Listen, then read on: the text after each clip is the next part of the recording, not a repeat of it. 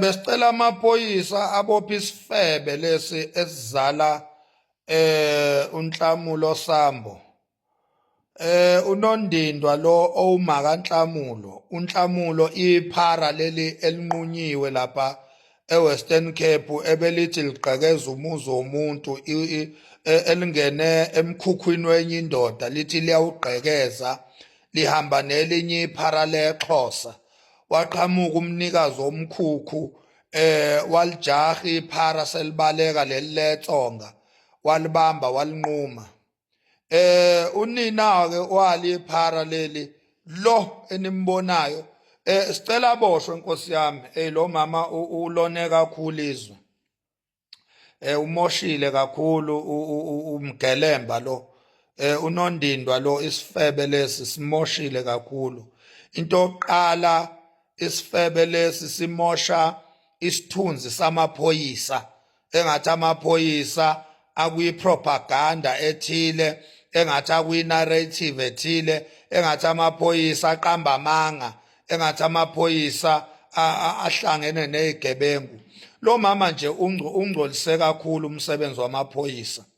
Aphinde futhi lo mama aphehla udlame. She's inciting a violence against of Zulus against the Tsongas.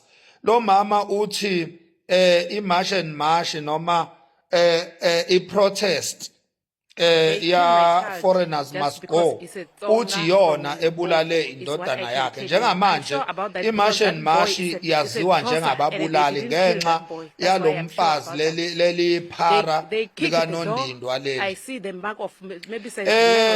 Abaholi be-march and march sicela bahambe bavulele lesi sifebe icala kanye nawo-ke nje amaphoyisa angazivulela lesifebe icala ngoba lo mama lo umoshe isithunzi se-march and march waphindwa wamosha isithunzi samaphoyisa.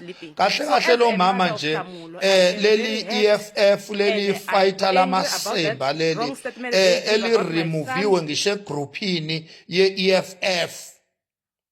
I-EFF ithe malithola iqiniso ukuthi lo mama lona sekubhedile yavele yamkhipha egroupini. Njoba nibona nje ubufakazi imkhiphile egroupini akasekho egroupini ye-EFF lo mama lo ngoba amangakhe ahambe vela. So besicela ukuthi amaphoyisa akenze umsebenzi wawo akhombise lo mama ukuthi ayawazi umsebenzi wawo ambophe lo mama lo ungcolisa isithunzi sokusebenza kwamaphoyisa. Sicela amaphoyisa ambophe lo mfazi lo iphara leli likanondindwa isifebe. Siphinde ke sishayele izandla ke umnikazi womkhukhu noma naye ke seboshiwe kodwa wenza umsebenzi omkhulu ukuthi mawuthola amaphara emzini wakho ezokuona ezogqekeza awazi ukuthi asuke ephetheni uma ekuficile awazi ukuthi uyosinda na. So mawuthola ithuba funeka uyinqume lento le vele uyinqume lensha le. So simshayela izandla umnikazi womkhukhu ukuthi uhlaseliwe wayeseya reacta wa responda simshayela izandla inhle kakhulu lento ayenzile ulinqumile iphara leli ekuthiwa uNhlamulo, which is a beautiful thing. Singomakhanya nathi besolinqumpela iphara leli lenza amasemba.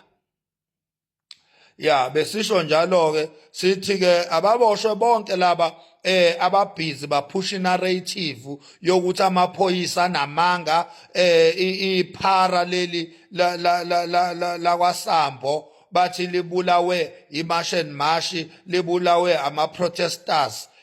Ababoshwe nje yonke lemsunu lena ileli Malawi leli to unaledi Chirwa amasemba lawa eMalawi ayiboshwe zonke lezi nsha lezi.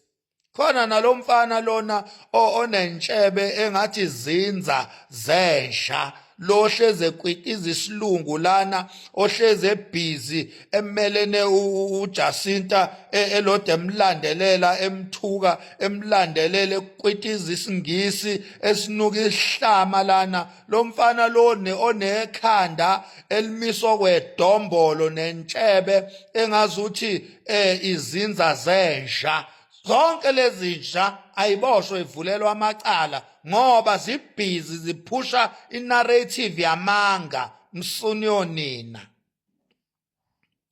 Lalelani-ke isifebe siqamba amanga siqambela imashi and mashi siqambela namaphoyisa silaleleni nasi.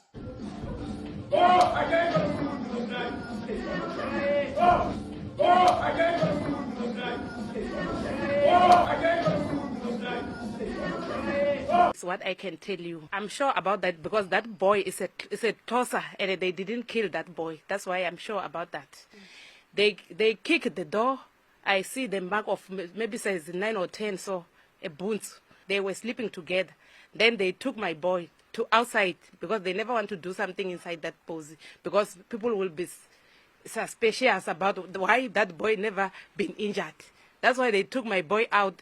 They never killed my boy far from that area he's sleeping. So as a mother of Tlamulo, I am very hurt and I'm angry about that wrong statement they give about my son.